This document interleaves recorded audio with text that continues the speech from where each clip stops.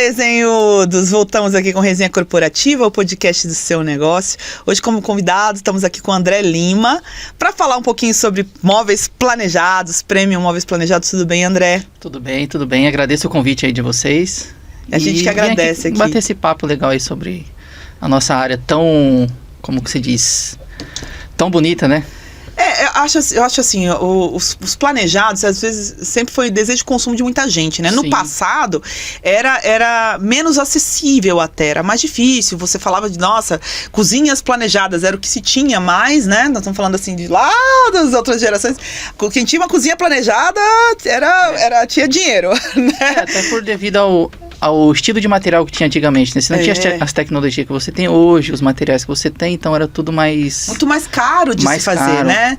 E hoje o móvel planejado, ele acabou se tornando algo indispensável, né? Sim. Apesar, assim, a gente, independente ao custo, o custo acaba sendo um pouco mais alto, mas é um custo que ele acaba tendo a sua vantagem, principalmente se a gente for comparar com os padrões de construções novas, que são ambientes menores, né? Que tem que ser melhor aproveitados.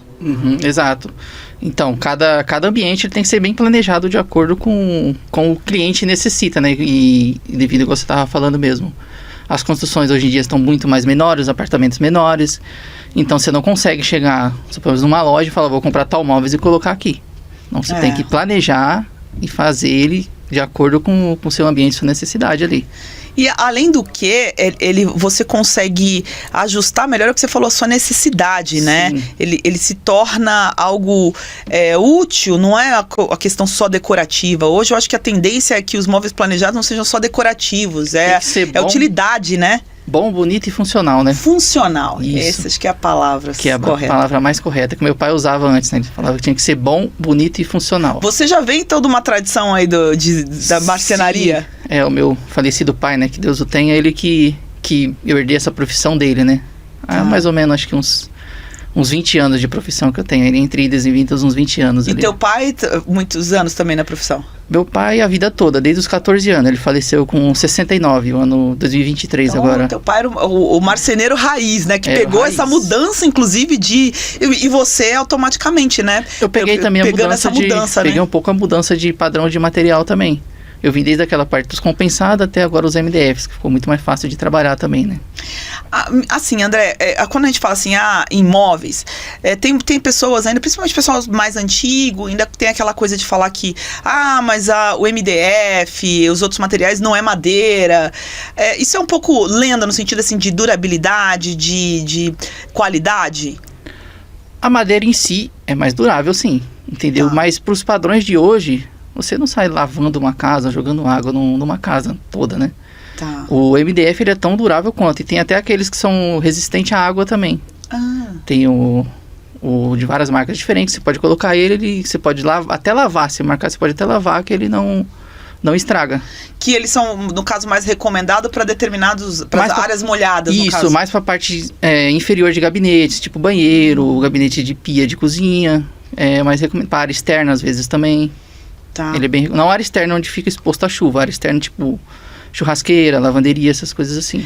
Porque, de fato, assim, o que você falou da parte de baixo dos gabinetes aí, eu acho que é o maior problema, às vezes, que se tem, porque automaticamente você acaba molhando um pouco, né? Sim, não tem como. Eu não sabia que tinha agora essa tecnologia, que tinha uns que são mais... Ele é resistente, ele é bem resistente à água. Então você pode, não vou dizer lavar, mas você pode... jogar uma aguinha, passar um pano úmido que você não vai ter... Não vai ter problema. Não vai ter problema. Não que isso tenha que seja uma constância, né? Mas se derramar uma água, você não vai ter problema com ele, não. Tanto quanto você teria com o outro que não é apropriado para isso. Cuidado tem que ter sempre, né? Sim, cuidado tem que ter sempre com todos. E o que você viu, assim, até pelo tempo que você tem de profissão, cresceu muito? Você acha que o mercado é um mercado que é bom no sentido, assim, de crescimento, continua crescendo? Tem espaço para outros empreendedores que queiram entrar nesse mercado? Você tocou num assunto interessante que eu estava discutindo com o meu irmão hoje. O ramo de marcenaria, aquele marceneiro raiz, o mais antigo, eu acho que daqui uns anos, eu acho que ele vai acabar sendo quase que extinto. Tá. Porque está perdendo muito espaço para as lojas de modulado. Então eles vendem aquele negócio bonito, mas que não tem a mesma qualidade e funcionalidade de um planejado de marcenaria. Hoje os clientes estão optando mais por preço do que por qualidade, entendeu? Entendi.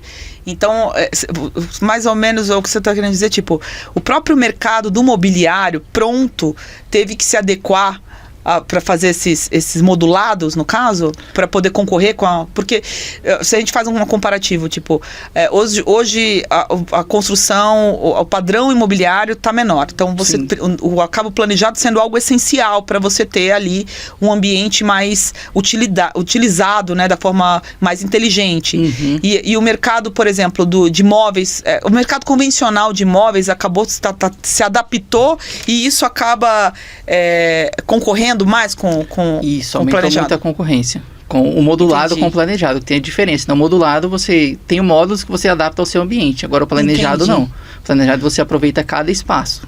Entendi. E o mercado do marceneiro raiz mesmo, ele tá perdendo muito espaço para esse modulado, entendeu? Entendi. Mais por causa do custo. Do custo, né? Mas que a qualidade também não se compara, né? Não se compara. A qualidade do planejado mesmo de marcenaria não se compara ao modulado, né? Até os materiais são diferentes. Geralmente eles trabalham com MDP, o aglomerado, entendeu? Então, ali no final fica aquele negocinho bonitinho. É a coisa do preço mesmo, né? Sim. Criou-se um nicho aí de móveis, esses modulados aí, para poder ter um preço mais acessível e ter uma aparência de planejado. Isso. Se você conseguir dar sorte, às vezes, de encaixar todos os módulos, né? Você acaba perdendo muito espaço que você poderia aproveitar, né? Entendi. Por não ser planejado. Entendi. André, obrigada pela sua participação aqui. A gente volta a falar depois aí mais um pouquinho sobre móveis planejados. Eu acho que todo mundo tá curioso, né? Todo mundo quer saber um pouco mais, porque de fato hoje se tornou algo... não é mais um sonho de consumo, né? As pessoas têm acesso, né? Por mais que ainda tenha um preço por conta da própria qualidade, do planejamento, mas tá todo mundo interessado aí. Meu pai dizia que você não vende imóveis, você realiza sonhos, entendeu? É isso mesmo. Porque a pessoa mentaliza ali, ela compra um apartamento, ela mentaliza aquele sonho que ela tem, entendeu? Então você tem que tomar muito cuidado com o que você vai fazer, que você tá mexendo com o sonho das pessoas, né? É isso mesmo. Então você não vende imóvel, você realiza sonhos, né? É isso aí, é um bom slogan aí pra, né? Não foi atenção. Pra Prêmio Móveis Planejados, realizando sonhos. Isso aí, obrigada, viu, André? Obrigada. E é isso, gente, ficamos por aqui com a Resenha Corporativa de hoje. Se inscreva aí nos nossos canais, clica aí no sininho para todas as notificações, curte, compartilha, dá um like e até a próxima. Eu que agradeço o convite.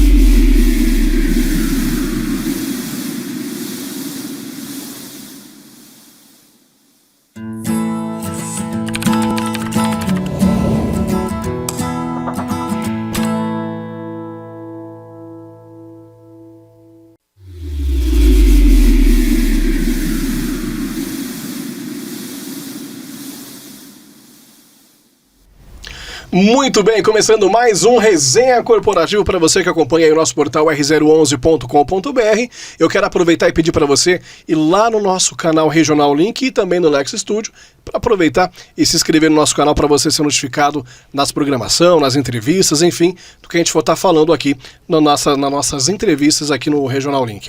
E quem está com a gente aqui, vamos falar um pouco com o Roberto, falar sobre móveis planejados. Tudo bem, Roberto? Tudo bem, e você? Muito bom dia a todos aí, obrigado pelo convite. Bom dia, eu que agradeço. Roberto, a gente vai falar, a gente tá com uma série de assuntos aqui relacionado a móveis planejados, né? E a gente sabe que existem orçamentos e orçamentos, né? Isso depende muito na questão de qualidade, na questão, claro, do profissional também, né? E também, claro, na questão do tamanho da obra que a pessoa está procurando, que a pessoa está para fazer na sua casa ou na sua empresa, enfim. Quando a pessoa ela vai para buscar um orçamento, qual que é a dica que você dá para a pessoa? O que ela tem que ter em mente quando ela vai buscar um orçamento? Primeiro de tudo, acho que padronização e ter o entendimento do que é o móvel planejado, do que é o produto final. O móvel planejado em si, ele representa, no contexto geral, 33% do produto. Móvel bem acabado, bem feito.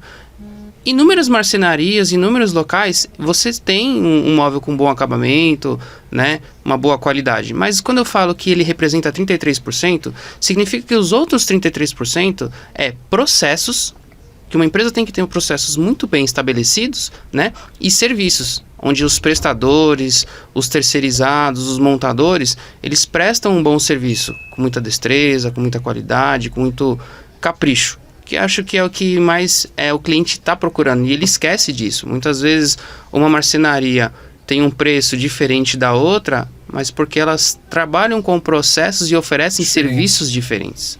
Né? Então, na minha visão primeiro, entender a empresa que você está comprando, pesquisá-la, ver Reclame Aqui, ver as indicações, recomendações, olhar as redes sociais. É muito importante você ver o que estão falando sobre essa empresa antes de negociar com ela. Em seguida, ter o seu projeto feito padronizado. Contrate um arquiteto, caso não seja possível contratar arquiteto, tem muitas marcenarias que fazem o projeto, então compre delas, né, e deixa padronizado, ou seja, se você escolher o preto numa cozinha, quando você for fazer um novo orçamento, que geralmente as pessoas fazem 2, 3, numa outra, mantenha no preto. Aquele padrão do projeto que ela está em mente, exatamente, né? Então assim, você tem que ter muita certeza quando vai ter a decisão da compra do móvel, dele estar 100% padronizado, para você comparar banana com banana. E você falou na questão da pessoa ter esse projeto, isso é muito importante mesmo, né? Porque em questão, às vezes a gente vê, as pessoas elas são muito assim de se aventurar, né? Eu quero montar aqui o estúdio, eu quero fazer, eu mesmo quero montar o meu desenho e entregar para um profissional. É igual você falou, às vezes a pessoa ela não tem um arquiteto, não tem condições, mas às vezes o próprio profissional tem esse arquiteto ou alguém lá, o design para poder auxiliar. Porque se ela levar isso em consideração, o projeto e o padrão, provavelmente a questão do que ela vai gastar, o orçamento final, ajuda muito, porque às vezes é saber aproveitar aquele material, saber aproveitar aquele espaço, né, que às vezes, por ela não ter essa experiência, é claro, ela não vai ter isso no próprio projeto que ela desenhar ali no papel ela mesma, né? Então tendo um profissional vai ajudar muito nessa questão, né? Aproveitar material, aproveitar espaço, isso acho que vai dar uma certa diferença também no orçamento dessa pessoa, né? Sim, certamente. O primeiro número em algumas marcenarias ele é muito atraente, né? Porque o primeiro número de orçamento, eu digo, porque tá muito mais barato do que o outro, mas o número final, com refações, erros, né? Às vezes é o que você acabou de falar, ter um projeto é muito importante pelo aproveitamento do espaço. Diversas vezes eu peguei situações no início da carreira de pessoas que estavam descontentes. Poxa, eu podia ter colocado isso aqui, mas quando eu pedi para colocar um adicional, o preço foi lá nas alturas. Que algumas lojas planejadas faz isso, faz uma venda futura, e quando chega lá no momento, não foi feito um bom planejamento. Podia ter aproveitado mais, tanto o material e a mão de obra que já está ali, e o espaço, né? Exatamente, e aí ela sente que aquele imóvel menor ficou desproporcional um novo orçamento para ele, né? Então, assim, a compra do móvel planejado muitas vezes não dá para ser no imediatismo, requer um grande planejamento, que aí você vai ter mais assertividade na aquisição dos seus móveis. Porque aí já está no nome, né? Para quem já móveis planejado. Então, ou seja, algo que você um planejamento. Você tem que se planejar, né? Você tem que aproveitar, você vai aproveitar o máximo do seu espaço, né? Você vai aproveitar o máximo lá do material e principalmente a finalidade de cada objeto, né? Porque às vezes, vamos supor, você vai planejar, eu quero colocar o meu armário aqui, quero fazer a pia ali, mas às vezes se tiver um olhar de quem já está experiente no assunto, vai ajudar muito, né? Às vezes pode, não, o legal é você fazer o armário aqui, a pia aqui, enfim, toda até mesmo as posições, né? O profissional ele tá para ajudar e auxiliar também nessa. Sim, muitas vezes função, o cliente ele não tem noção de ergonomia dos móveis. Muitas vezes ele quer uma profundidade que não funciona, né? Às vezes muito estreito, ou ele quer situações em que é possível fazer, mas na prática não fica eficiente. A gente tem diversos tipos de clientes. Tem o cliente que está preocupado com a estética 100%. E tem o cliente que está preocupado com a funcionalidade. Lógico, com uma estética boa, né? E muitas vezes o estético, o bonito, não é funcional. Então, às vezes, a nossa empresa, a Bela Cozy, por exemplo, nós oferecemos uma consultoria técnica na hora que o cliente vai comprar, né? Nós não só vendemos, nós ensinamos a comprar. Se não comprar com a gente, que dificilmente acontece, vai comprar com mais assertividade com o outro, né? Então, é isso, é de você ouvir, às vezes, o profissional. E muitas vezes também ter a humildade de quando o cliente vir falar com você, a gente não sabe de tudo, a gente pode, né? O próprio cliente às vezes dá uma ideia pra gente, que a gente começa a propagar em outros clientes. Isso é bacana, você falou, porque o profissional realmente, quando ele não é convencer, mas é sim explicar a realidade para o cliente. Argumentar. Isso ajuda muito, porque é um outro ramo, mas só para entender, um tempo atrás a gente estava querendo comprar colchão para casa, lá para o quarto. Eu e minha esposa, a gente começou a olhar, a gente vai gastar X valor para um colchão, no máximo isso. Aí a gente começou a rodar as lojas. Ia numa, a gente achava no valor que a gente queria, achava muito mais barato ainda, porque a tentação era até maior. Nossa, a gente vai gastar bem menos, a metade com isso aqui. Mas a gente chegou em um vendedor que ele foi tão convincente no porquê que a gente tem que dormir bem, no porquê isso, qual que é a diferença da mola, qual que é a diferença para isso. A gente acabou gastando o dobro do que a gente tinha planejado e saímos felizes, porque, tipo assim... Atendeu a expectativa, né? Ele soube explicar pra gente que o que a gente queria investir, tá, é um valor legal, mas se a gente investir isso, a gente vai ter um benefício maior. Mas não só falar para você, você vai comprar esse smartphone porque você vai entrar no WhatsApp e porque você vai entrar nas redes sociais. Ele fala, você vai comprar esse smartphone porque você vai conseguir ver as notícias no WhatsApp, você vai conseguir ficar informado com o que está acontecendo no Instagram. Então, tipo assim, vender a solução, não vender apenas o benefício daquele produto. Então, esse é o papel principal para quem está no ramo de vocês, né? É isso aí, ser um bom vendedor, ser um bom vendedor. E quando a gente fala vendedor, o pessoal tem muito a máscara de um vendedor, né? Que tipo, o cara é vendedor, o cara vai estar aqui para vender, ele vai me passar a perna, mas não é isso daí, é você saber vender, mas também, claro, saber argumentar o que... Ter clareza, sim. Ter clareza. E muitas vezes, né, você falou sobre, você já tinha um ticket de quanto que você ia investir lá, né? E muitas vezes o que a gente faz antes de fechar um projeto com o cliente é perguntar, qual que é o seu valor pretendido de investimento? Muitas empresas não fazem isso. Aí apresenta um projeto que está fora da realidade. Ou já quer apresentar algo muito mais barato, porque às vezes imagina, falando, se eu apresentar um projeto de 25, eu vou tentar apresentar um de 15 que é mais chance de eu vender. Mas às vezes a pessoa ela não quer gastar 15, ela quer gastar 40, né? Sim. Então isso é legal, você saber o que a pessoa está disposta, né? Não, claro, para querer aproveitar o orçamento dela, mas sim para entender o que você vai apresentar para ela, né? E uma das mentorias que eu tive a experiência de ouvir uma história similar ao que você disse. O rapaz foi fazer um orçamento num prédio de alto padrão, só que o menino era humilde, estava começando ali, ele já tinha uma boa noção, ele era capacitado para entregar o produto, mas ele não estava capacitado para vendê-lo. E quando ele deu o valor, o cliente foi super grosseiro com ele, super áspero, assim, você vai colocar esse tipo de coisa dentro da minha casa, tá maluco? Né? E foi embora. Ou seja, no briefing faltou qual que é a ideia de investimento. Não é para fazer jogo de número, não é para tentar arrancar o máximo do cliente, é para apresentar uma proposta adequada do que ele está procurando. Exatamente, que vai ser de acordo com a realidade dele. Show de bola. Roberto, obrigado por aceitar esse bate-papo, foi super bacana, a gente passou bastante... Para quem está aí buscando orçamento, acho que foi bastante informação útil que ela vai utilizar, né? Que ela vai imaginar quando for procurar um profissional. E o estúdio aqui está aberto. Quando tiver alguma coisa, eu quero te mandar o convite novamente para você voltar, para a gente bater um bate-papo. Com certeza. Tenho certeza que foi bem lucrativo aqui o nosso bate-papo de hoje. Maravilha, amigo. Muito obrigado, viu? Obrigado. Eu quero agradecer você também. Muito obrigado. Aproveitar e pedir para você se inscrever no nosso canal, tá certo? Aí no Regional Link ou também Lex Studio e também, claro, Instagram, portal R011. Até o próximo Resenha Corporativa.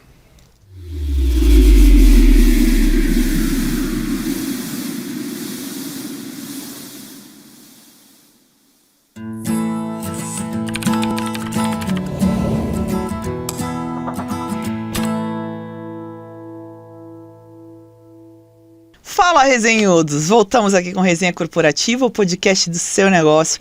Falando novamente aí sobre cílios, sobre embelezamento do olhar. Inclusive, eu já estava perguntando aqui para minha convidada, né?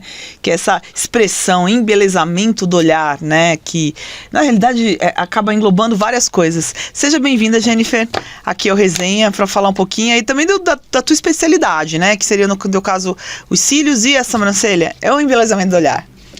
Boa tarde, tudo bem? Primeiro eu quero agradecer a oportunidade, meu primeiro podcast, né? Eu sou a Jennifer, do estúdio Jennifer Valério. A gente fala em embelezamento do olhar pelo fato de...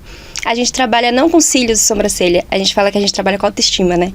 Porque hoje em dia a gente não quer vender cílios e sobrancelha. Fala, você quer crescer no Instagram, o que você mais quer trabalhar? Você tem que mostrar não antes e depois. E mostrar qual é a reação da sua cliente. Quando você coloca lá, quando você termina o trabalho, a reação da sua cliente. É tudo o que as pessoas procuram. Porque assim, uma mulher hoje, quando você tá se sentindo bonita, você trabalha melhor. Você produz melhor. Então, hoje em dia, eu acho que não é mais sobre puramente estética. Exatamente, é mais necessidade. Porque quando uma mulher acorda bonita, ela produz mais. O dia é melhor, a gente trabalha melhor. Eu acho que tudo tem a ver um pouco com a questão de muito autoestima, né? Isso já é cientificamente provado que a autoestima ela vai causar um efeito nas outras áreas da sua vida, né? Aí tem as palavras da moda aí, né? As pessoas falam muito empoderamento feminino. Eu acho que isso tudo tem os seus modismos, as frases da moda, mas o de fato que se tem é que quando você se sente bem, né, você vai, tudo ao seu redor tá melhor. Né? É a lei da atração, né? Que a gente fala. Você sabe que as pessoas perguntam assim, o que é mais importante na sua vida? Eu. Exatamente. Porque se eu estiver bem, eu vou fazer bem pros outros. Exatamente. Não é? Então a gente tem que procurar ficar bem, né? E isso é real. Quando a gente termina, todas as clientes respondem a mesma coisa. Quando você tá se sentindo, eu tava me sentindo tão mal, as coisas estavam tão difíceis, hoje em dia o mundo tá muito, né? Agora eu tô me sentindo tão bem, nossa, que outra mulher, todas é as mesmas reação. E esse negócio, por exemplo, os cílios, a sobrancelha, no caso a sobrancelha você faz a técnica de micropigmentação, não, né? Eu ainda não entrei nesse leque, pelo fato de a agenda estar muito apertada, eu ainda não consegui um tempo para entrar abrir essa outra área, né? Isso. Mas mesmo a questão da rena e os cílios também, ele causa aquele efeito de acordei pronta, né? Acordei pronta. E hoje em dia eles estão procurando mais naturalidade. Tipo, as pessoas querem mais coisas mais natural possível. Antigamente existia mais russo, mega, híbrido, era algo mais cheio, pesado. Existia só a técnica de tufinho ou de uma pinça só, que você colocava mais de 3 fios. Hoje em dia já não, o leque já é maior. Então as pessoas conseguem colocar o fio a fio. Uhum. Fio a fio parece passar um rímel. Tá. Então não é algo que... Fica natural, mas dá aquele destaque, né? De você acordar pronta. Exatamente. Eu atendo muitas mulheres maduras, né? Uhum. Elas procuram algo bem simples mesmo, pequenininho. E elas saem super satisfeitas. Aqui eu acho que eu lembro quando... Esse negócio dos cílios é uma coisa antiga, apesar que explodiu mesmo há poucos anos pra cá, mas isso sempre existiu e era muito nichado, era muito difícil de você encontrar profissionais e tudo. E aí quando deu esse boom dos cílios, nada contra quem gosta, mas tinham coisas muito exageradas, né? É que nem a sobrancelha também, né? Quando saiu a rena, só existia aquele preto. Aquele preto que você falava, meu Deus do céu, parece a gente até brinca, né? Nossa, que negócio preto. Tem gente que até hoje tem medo de fazer rena. Chega lá e fala, eu queria tanto experimentar rena, mas fica... E hoje não, hoje tem a parte natural. Uhum. Tem aquele negócio que você deixa natural, que você deixa um negócio mais, né, leve. Mas você acha que isso é um pouco... É tendência ou é porque os produtos, as coisas que são desenvolvidas, né, para esse segmento evoluíram? Por que eu te pergunto isso? Porque, lá na época que fazia aqueles cílios gigantescos, a impressão que tinha era que tatuava todo mundo igual. Todo mundo usava aqueles cílios. Aí eu fico na dúvida, né? Até por não ser da área.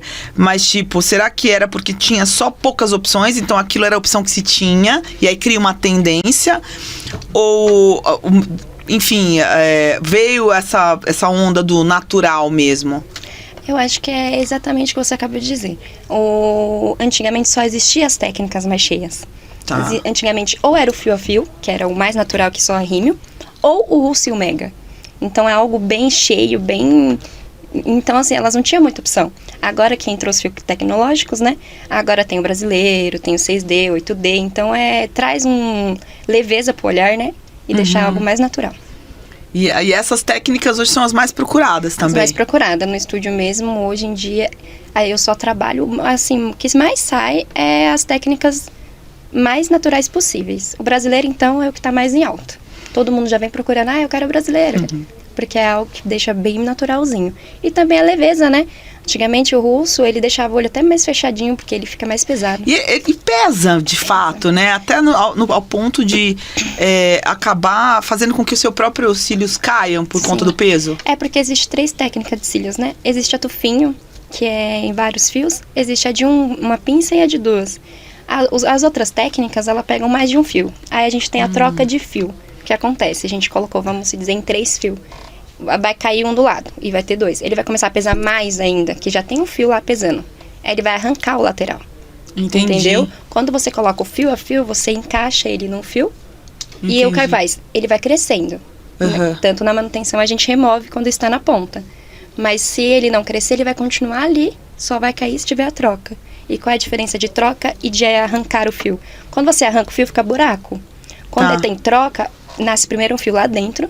E quando o seu de fora cai, o fio já está nascendo. Então já tem uma ponta já nascendo, nem que seja pequena. Entendeu? Entendi. E quando você arranca, fica aqueles buracos assim. Fica falha, né? Falha. Ou seja, até isso no sentido assim da manutenção, mesmo que tenha aquela troca natural do seu fio, ele vai cair, mas ele vai crescer o tamanho suficiente para que se consiga colocar a outra extensão. Para colocar outra extensão. Aí na manutenção a gente faz isso, a gente tira os que estão na ponta e coloca os que nasceram, né? E em quanto tempo é mais adequado? Então, é de 15 a 21 dias, né? Só que tem cliente hoje em dia que a durabilidade está grande, né? Isso por conta também do avanço Do avanço tá bem maior. Aí tem cliente que fica, mas tá tudo aqui, não precisa de manutenção. Mas realmente, se você chegar de perto, eles estão todos na ponta. Passou de 21 dias, o círculo é bem maior. Então, você vai ter que remover tudo. Não tem mais o que Entendi. Ou seja, essa questão da manutenção não é necessariamente porque caiu os cílios, o alongamento. É porque em relação a troca do seu fio, né? É, para prevenir não arrancar o seu. Porque quando ele vai pra ponta, o que acontece? Ele começa a pesar. E se ele chegar muito na ponta, ele vai arrancar. Então, vai começar a arrancar os seus. Aí tem gente que fala, eu tô ficando com poucos cílios. É porque não tá fazendo manutenção correta. Entendi. Olha, adorei, Jennifer. Eu acho que essa é uma dúvida que eu mesmo tinha. Eu usei cílios um bom tempo e eu sempre tive essa questão da manutenção, né? Poxa, tava tão bom ainda, por que eu ia ter que fazer manutenção? Mas aí eu vim entender que tem essa questão da troca natural, né? Do seu e eles não filho. Tem a troca no mesmo dia. Esse caiu, o outro vai cair. São troca, cada um tem o seu círculo. Então, a gente vai trocando. Depende muito do organismo também. Tem pessoa que fala, mas a minha amiga dura 30 dias. Por que ele me dura menos? Porque o dela cai mais. É isso aí. Jennifer, obrigada aqui pela sua participação aqui no Resenha. Isso, gente. Daqui a pouco a gente volta falando mais sobre o assunto, hein? Hoje nós vamos falar ainda mais sobre cílios, sobre o embelezamento do olhar. Adorei essa frase de efeito. E é isso aí. Obrigada. Ficamos por aqui. Clica aí no sininho para receber todas as notificações. Curte, compartilha, dá um like, se inscreva nos nossos canais e até a próxima.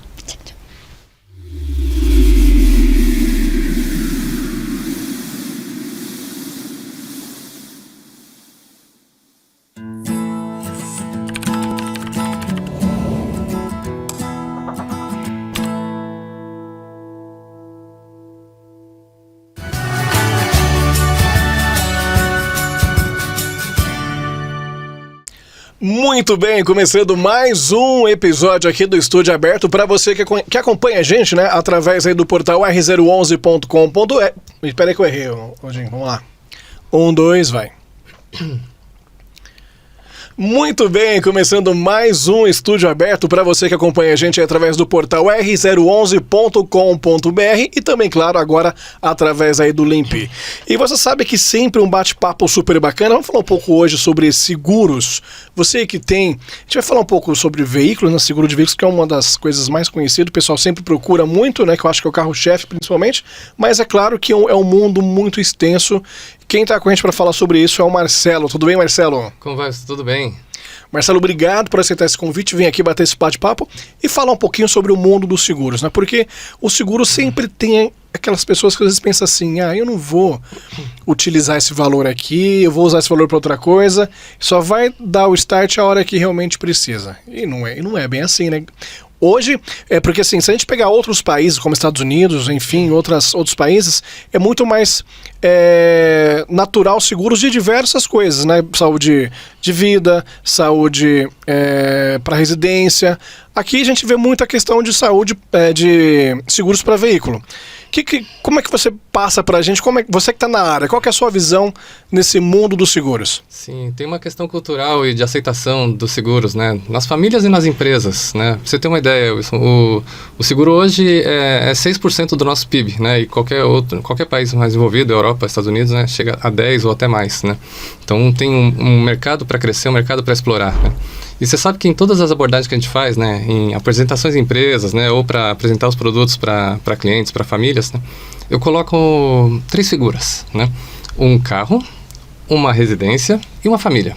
E aí pergunto para as pessoas, né, que estão presentes, qual desses itens você considera o mais importante? E não precisa nem falar, pode fazer um exercício mental, é uma provocação, né? Uhum. Não tem um que não fala depois, não, a família em primeiro lugar, ok. Então, eu faço outra pergunta.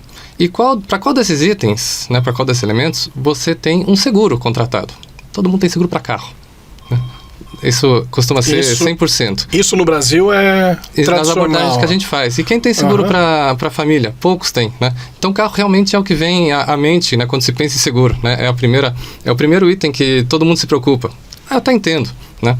Carro bate, carro é roubado, né? O carro está exposto no trânsito o tempo inteiro. E principalmente aqui que geralmente as pessoas compram aí no financiado, vai lá, financia vem aquela bíblia, né? O carnê gigante, a pessoa ela fica realmente preocupada, né? De realmente perder o veículo e ter que continuar pagando. Então o seguro, claro, ele vem para ajudar nesse ponto. Mas é igual você falou, se a gente for colocar na ponta do lápis mesmo, né? Qual que é mais importante? Claro que em primeiro lugar vai vir a família, né? E na hora que a gente coloca isso daí no papel, qual que é a reação? O que a pessoa olha para você e fala? Ela para e pensa que ela realmente poderia comprar produtos de seguro e muitos não conhecem. E não conhecem as vantagens de ter, né, um produto para a família, né? Que seja um seguro de vida, né, que pode dar coberturas em vida para a pessoa, né? E também pode facilitar, pode ser uma tranquilidade para a pessoa no luto, né? Que já tem a dor da família, né? A perda. Mas também tem uma dor de cabeça, né? Um trabalho documental, cartório, inventário, que muitos acabam atrasando, pagam multa do imposto e um seguro de vida que não entra no inventário, ele é uma grande vantagem e um conforto para as famílias, é uma preocupação a menos para que se possa, né, reorganizar a vida de uma família no luto, né? Isso pensando na cobertura principal, né, que todo mundo pensa, né, da cobertura de morte. Mas não é só isso, né? Não. Tem vários fatores, né? Tem muitos outros que podem ser utilizados em vida e que as pessoas muitas vezes não têm essa percepção de que podem se beneficiar, né? E podem manter o conforto e o padrão de vida de uma família no caso de um acidente, uma perda, né? Uma invalidez, né? Que é o termo técnico que se usa, né? Ou seja, a pessoa que provê a renda, né? Vamos dar um exemplo de um casal, né? Onde uma das pessoas, um dos cônjuges entra com 80% da renda. Se acontece qualquer coisa com essa pessoa e num determinado momento ela fica sem poder trabalhar e ela não era um CLT, ela tinha a própria empresa, ela não consegue mais gerar renda para a família, não consegue mais manter o padrão de vida. Então, para isso, tem produtos do seguro que podem manter a renda estável para essa família até que a família se recomponha, até que o acidentado se recupere, né? Então, tem algumas vantagens que as pessoas não conhecem que podem ser utilizadas, né, a um custo viável e tem para todos os níveis, para todas as necessidades, né? É porque, geralmente, às vezes a pessoa, quando ela trabalha por conta, né, autônoma, enfim, ela tem aquele pensamento, né? Nossa, eu não posso ficar doente, não pode acontecer nada comigo, porque e aí, o que eu vou fazer? Como é que eu vou colocar alimento em casa que somente eu? Ou então, igual você falou, uma boa parte, 80%, né? Então, exatamente, para essa pessoa, para ela ficar mais tranquila, porque o seguro é algo para trazer tranquilidade, né? Ou seja, você vai dormir tranquilo, a gente não sabe o que vai acontecer amanhã, né? Uma coisa, ninguém tem bola de cristal, né? Para saber o que pode vir a acontecer. Então, pensando, se programando, porque quando a pessoa, ela pesquisa um seguro, né? Ela imagina de buscar um seguro, muita questão vem na cabeça, né? Como que eu vou fazer, se realmente compensa, às vezes vem aquela imaginação que vai ser caro, né? Mas o corretor, qual que é o papel do corretor para auxiliar a pessoa quando ela vai escolher um seguro? E aí o papel do corretor é importantíssimo nessa hora para que a pessoa consiga contratar algo que ela realmente vá usufruir, vá utilizar, né? Se necessário, claro, né? E saber identificar que existem pacotes de ofertas de diferentes seguradoras que podem se adequar mais a uma determinada necessidade do que outra, né? Então, por exemplo, falando do seguro de vida, né? Para um profissional liberal, um profissional da saúde, por exemplo, um médico, um dentista, alguém que use suas mãos, né, e que dependa delas para exercer a profissão, para gerar renda, né, ele tem uma cobertura específica para que, caso ele fique incapacitado de trabalhar por um período curto, né, ele tem uma renda garantida por uma apólice de seguro, e aí cabe ao corretor identificar quais as seguradoras que oferecem essa cobertura e quais as que não oferecem e apresentar para o cliente a seguradora com o pacote mais adequado, né? E isso vale para todos os segmentos, né? Vale para as empresas, né? Se você for pensar, né, quando tem um determinado segmento que algumas seguradoras têm aceitação, outras não, né? Por exemplo, um cliente nosso que tem uma empresa de reciclagem, né? Então, nem todas as seguradoras têm um risco maior, risco de incêndio, tem uma série de riscos, as seguradoras negam, né? Elas tendem a não aceitar o risco, né? O termo a avaliação usa, é feita pelo risco mesmo. Então... E aí cabe ao corretor conhecer, né, quais são as seguradoras que têm mais chance de aceitação e quais são aquelas que ele tem mais relacionamento também para poder pleitear internamente, né? E fazer com que pedir para que num regime de exceção ou com algumas exigências de segurança que esse seguro possa ser aceito, né? E vale inclusive, Wilson, para carros, né? Pro segmento mais comum, né? Que muitos enxergam como preço, né? E tratam como uma commodity, e da ponto de vista do corretor, não é, né? Porque cabe ao corretor instruir bem o cliente para que ele possa, conhecendo o cliente e as necessidades dele, saber quais são as seguradoras que têm um pacote mais interessante que possa interessar e que possa ser utilizado pelo cliente. Exemplo, né? Tem seguradoras que oferecem um carro reserva por tempo indeterminado, né? E tem clientes que realmente podem vir a necessitar, depende do carro. Aquele carro que precisa de uma peça e que vai ficar meses na oficina, né? O carro reserva padrão 15 ou 30 dias, e se a seguradora oferece esse benefício, né? Essa cobertura, ele pode utilizar disso e contratar, paga um pouco a mais, e o corretor nessa hora é importante para poder orientá-lo. O bacana é isso, né? Geralmente, principalmente na que você comentou, a questão de veículos, né? Geralmente, hoje em dia, você vai fazer lá um seguro, você vai montando ele, né? Igual você falou, né? Você pode ir adicionando itens, né? Carro reserva, para-brisa, né? Enfim, outros itens aí que é o que vai ajudando também, tanto na questão do que a pessoa tem para o valor que está disponível no seguro, né? E também a necessidade, né? Sim, sempre. E conhecendo o que cada seguradora oferece, né, é a melhor forma de... E conhecendo como cada seguradora trabalha também para poder orientar o cliente, né? E saber que, né, alguém que viaja muito precisa de uma cobertura de guinchos, né, mais ágil, né? E o corretor conhece a estrutura de atendimento, de assistência de cada seguradora para poder oferecer e para poder, sim, falar para eles, para todos os clientes, né? Não é só o menor preço, né? Porque o menor preço pode não ter o serviço que vai te interessar ou que vai ser necessário na hora que o cliente realmente precisar. Isso que é bacana. A vantagem para quem está buscando, para quem está querendo aí fazer o seguro do seu veículo, do seu imóvel, da sua empresa, de saúde, de vida, enfim, é legal realmente ir atrás de um corretor, porque vai ter esse trabalho, né? Porque às vezes imagina, ela não vai ter aquele tempo de ficar ela mesma pesquisando, não, o corretor está lá para isso, né? Para buscar as principais seguradoras, né? E claro, já que vai pelo perfil daquele cliente, né? E muita orientação parte do corretor, né? Que é um exemplo que é o dia a dia de vocês, né? Que é um entendimento que é muito comum. A gente tem histórias, né? E não só entre os nossos clientes, né? A gente vê entre parceiros também que trabalham conosco, né? Um exemplo, a pessoa vai receber o namorado em casa, né? E aí ela tira o carro dela da garagem para que o carro do namorado possa ficar na garagem, né? Durante a noite, durante o jantar, né? E ele não tem seguro, mas ela tem.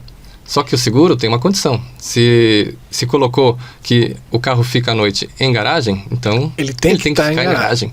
E aí o que acontece? O carro é roubado nesse dia, nesse jantar, durante o jantar, o carro da namorada é roubado na frente da casa. Não tem cobertura. E a pessoa, às vezes, não tem esse conhecimento, né? E entende que, uma vez contratado o seguro, eu tenho cobertura lá, tá garantia de tudo. Mas tem uma série de condições, tem uma série de exclusões. Né? Uhum. E o papel do corretor realmente é dar essas orientações, né? E a pessoa fazer lá. Porque quem quer um seguro quer ficar tranquilo, não é para ter dor de cabeça depois, né? Exatamente. Senão... É o produto que... Quando se compra, não se quer usar, né? Mesmo, inclusive o plano de saúde, né? Sim. Mas que se for necessário, que ele seja bem usado, né? Que ele seja indenizado, né? Que o cliente receba tudo aquilo que ele pagou para estar protegido, né? Perfeito. Marcelo, muito obrigado aí por aceitar esse bate-papo, falar um pouquinho sobre o mundo dos seguros, que eu acho que o pessoal pegou bastante informação aí. Passa pra gente, rede social, para quem quer encontrar o Marcelo, quer saber mais, quer fazer uma cotação, como é que funciona? Olha, pode falar com a gente no nosso telefone, né? O meu é o 11 98697 2845. A nossa rede é o www.volski.corretora, wolski.com.br, e o nosso Instagram também, volski.corretora. E Wilson, você me permite uma mensagem final aqui sobre seguros, né? Com certeza. A importância do seguro é uma missão que a gente tem adotado na corretora, né? De falar da importância não só do seguro de vida, como a gente comentou no começo, né? Mas do seguro de uma maneira geral, né? E quando eu falei que o PIB ainda pode ser muito maior, né, em seguros aqui no Brasil, o seguro ele tem uma função social, né? E isso é muito importante, de preservar a renda, né, das famílias e das empresas, né? Então, isso é uma coisa que a gente tenta levar para as pessoas, porque é uma forma de se proteger, né, de conservar o patrimônio em caso de necessidade, né, de preservar a renda das famílias para que, em caso de qualquer necessidade, as famílias, as empresas possam ter uma sobrevida, ter uma estabilidade financeira, né? Ali, né? Porque a gente viu, né, por exemplo, na tragédia do Rio Grande do Sul, quando 20% das empresas tinham seguro contratado, essas 20 estavam cobertas. As outras 80% tiveram que aguardar por alguma isenção do governo ou outra forma de ajuda para poder se reerguer, né? Então o seguro é muito importante nesse ponto. A gente não sabe quando vai precisar, ninguém quer precisar, mas, né, se precisar, sabe que está tranquilo no dia seguinte. É isso. Valeu, obrigado mais uma vez aí, Marcelo. Ok, obrigado a você. E obrigado você também, muito obrigado você que acompanhou o nosso Estúdio Aberto de hoje. Eu quero aproveitar para você se inscrever no nosso canal e também, claro, ir lá no limpi.com e também para você ir lá no r011.com.br, e até o próximo Estúdio Aberto.